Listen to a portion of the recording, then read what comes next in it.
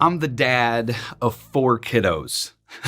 And one of the things, many things I've learned over the years from them, but one of the things I've really centered in on is that if my kid comes home or they come into the other room and they start repeating the same word over and over and over, they're probably kind of excited about it. They want me to somewhat pay attention to it.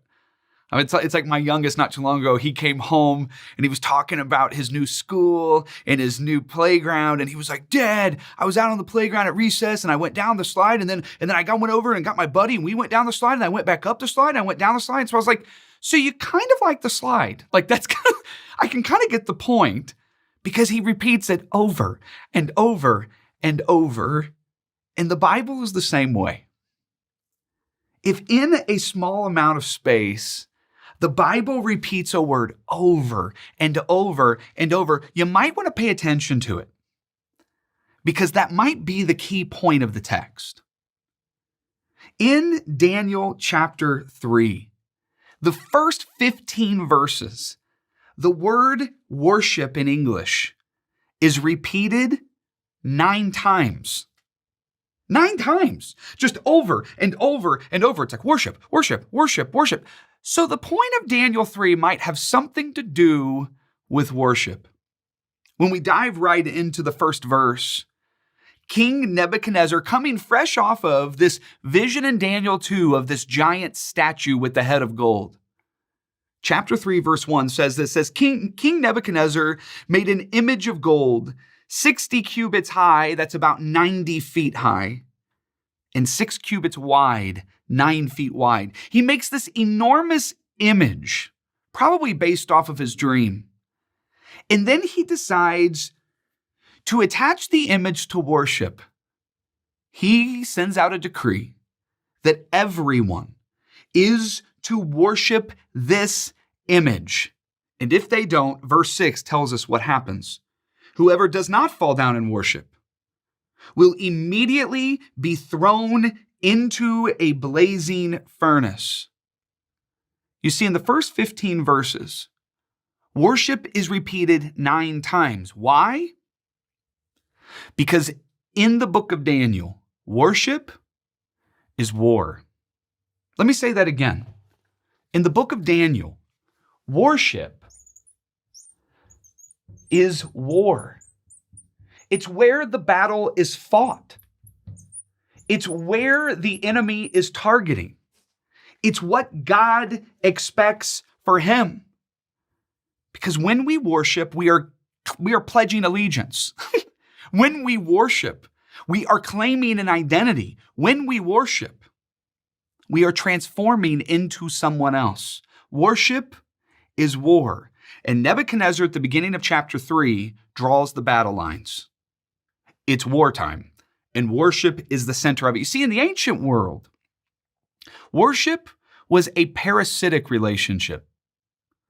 This mutually parasitic relationship where, you give me something that I want, and then I'll give you something that you want.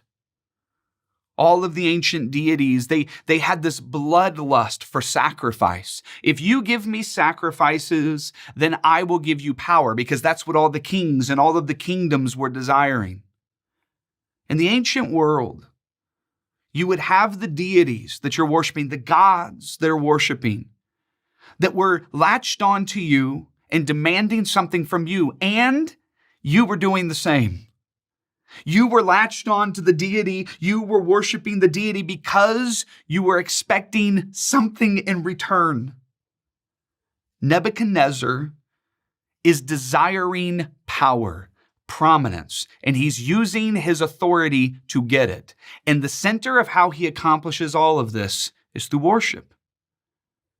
And worship is something that the Israelites had struggled with for quite some time. Even though it was the first commandment in Exodus 20, that you shall have no other gods before me, that you worship me alone, because worship defines who you are. The nation of Israel struggled, compromising in their worship of other gods. And so at this moment, when Nebuchadnezzar puts up this statue, It wouldn't have been ridiculous for the nation of Israel to act like the way they have been acting, but the problem is that their bad worship practices led them into exile to begin with. And what we find is in Daniel chapter 3, verse 12, Daniel's friends, Shadrach, Meshach, and Abednego, are willing to go to war over who they worship.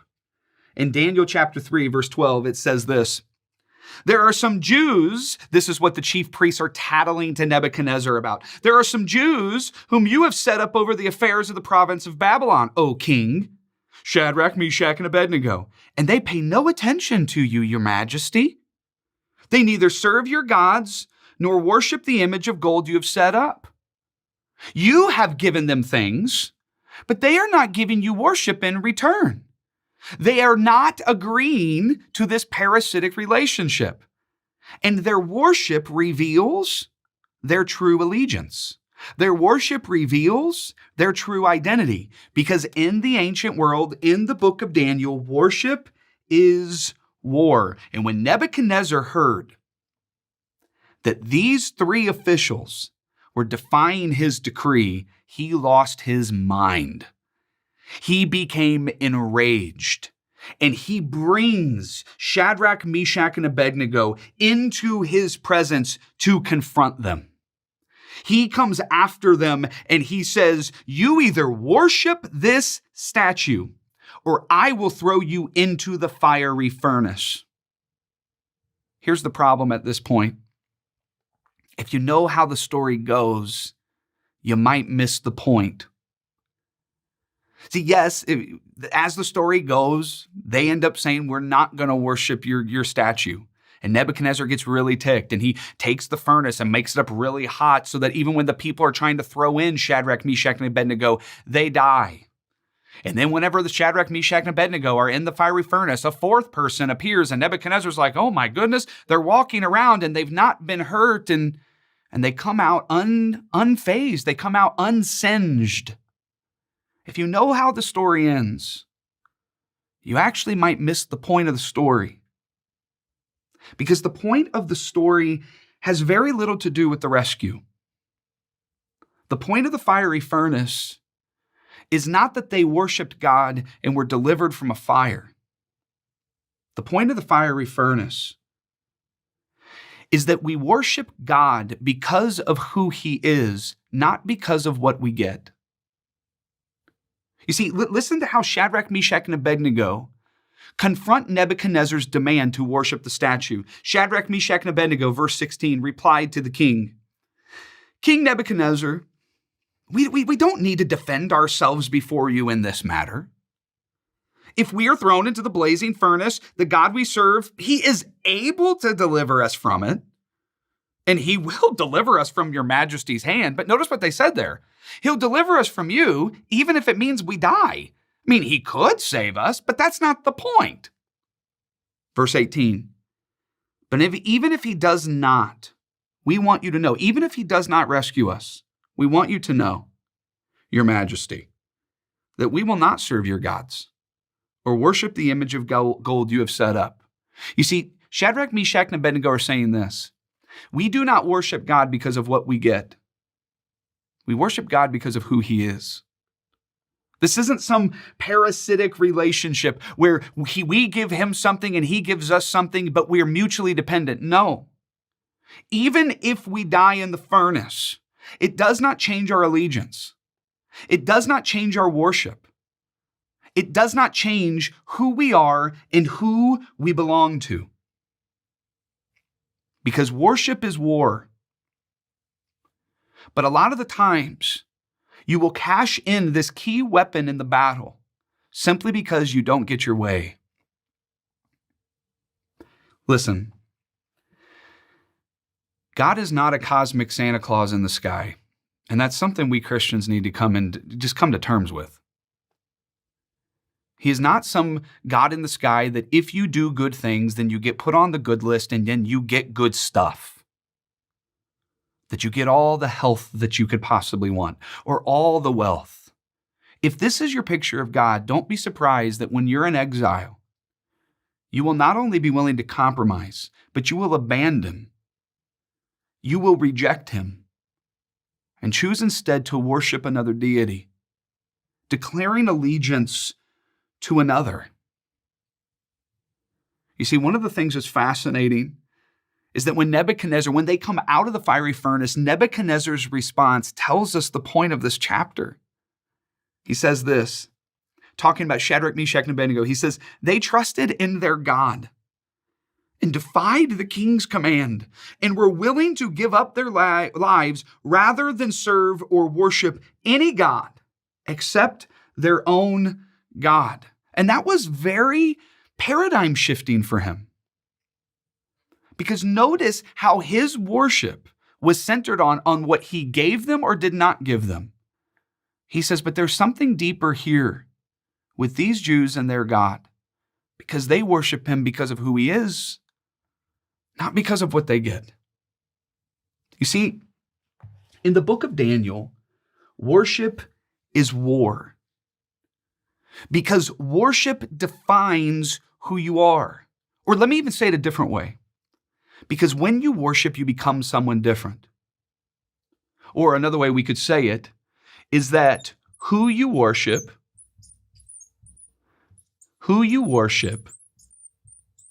you become. You take on their traits. You take on their characteristics. You take on their mannerisms. You take on the way in which they think and the way in which they talk. You start to look like them the same way that children look like their father. Because in a very real sense, worship isn't just something that you do. It's something that's done to you. Because true worship is transformational. True worship is life-altering. True worship confronts and upheaves everything that is not God. And the uncomfortable truth about this about this whole discussion is this. Who you trust is who you worship. And so here's my question to you. Hey, Christians, who do you trust? Who do you trust? Do you trust only the ones that give you things, that give you the good things that you ask for? Do you only trust the laws of the land? Do you only trust your bank accounts? Do you only trust politicians or your vote? My goodness.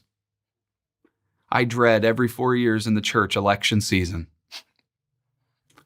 It's always one of those moments where the way that we talk about the candidates that we love, sometimes I wonder if we remember who we are, if we remember our greatest weapon in this battle.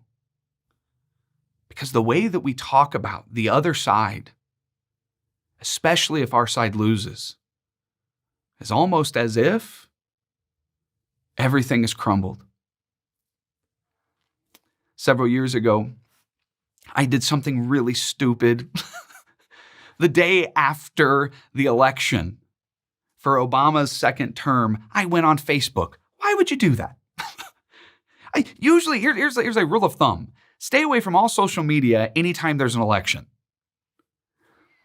Listen, I wasn't upset at people being upset. I was upset with what Christians were saying and what it said to me about their worship and who they trust. There was one particular friend that I had that she actually was my Sunday school teacher whenever I was young. She taught me about Jesus. And her post confused me.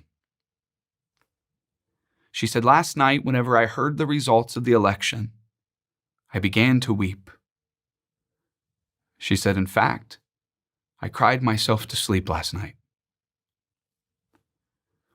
And I never comment on social media, but I wanted to say, when was the last time that you cried yourself to sleep about orphans and widows in distress? When was the last time you cried yourself to sleep about those boys and girls caught in sex trafficking? When was the last time you cried yourself to sleep over the lost that don't know Jesus? Over an election? Who you worship, you trust. And so let me ask you again, who do you put your trust in? What do you put your trust in? Because in this world, worship is war.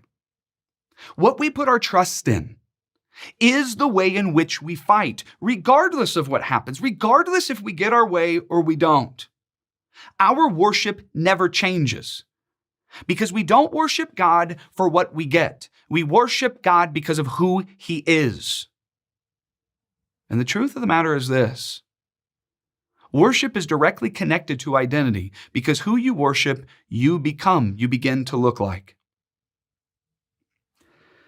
In February of 2015, this militant group known as ISIS paraded 21 Egyptian Christians onto the banks of Libya. And they videoed the whole thing to send to the Western world that bowed their knees to Jesus.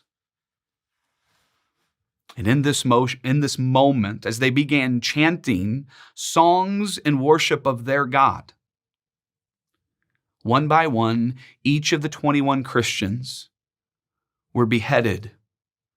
And it wasn't quick beheading. The image and the videos were deeply disturbing because it was a sawing.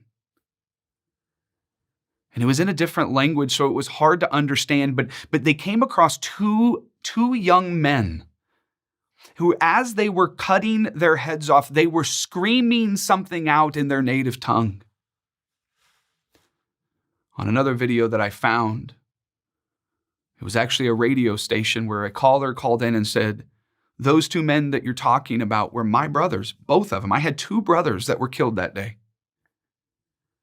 They said, and what they were crying out was something that our family always repeats to ourselves, that Jesus is our Savior, Jesus is our King. Listen, sometimes the faithful are not saved from the furnace. And sometimes they are. But regardless of where you find yourself, you're still able to fight in the battle. Because the battle is not won. The battle is not measured based off of whether or not you live or you die. The battle is won based off of where you decide to put your trust. Because worship is war. Nebuchadnezzar knew that. Shadrach, Meshach, and Abednego knew that.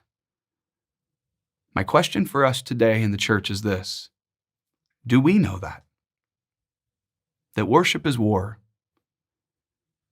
And if it's true that who we worship, we become, we look like, then the body of Christ should continually look more like the crucified King. And it might be one of those moments where we take a long look in the mirror and ask ourselves the question, what do I look like? The God of Nebuchadnezzar or the God of the cross?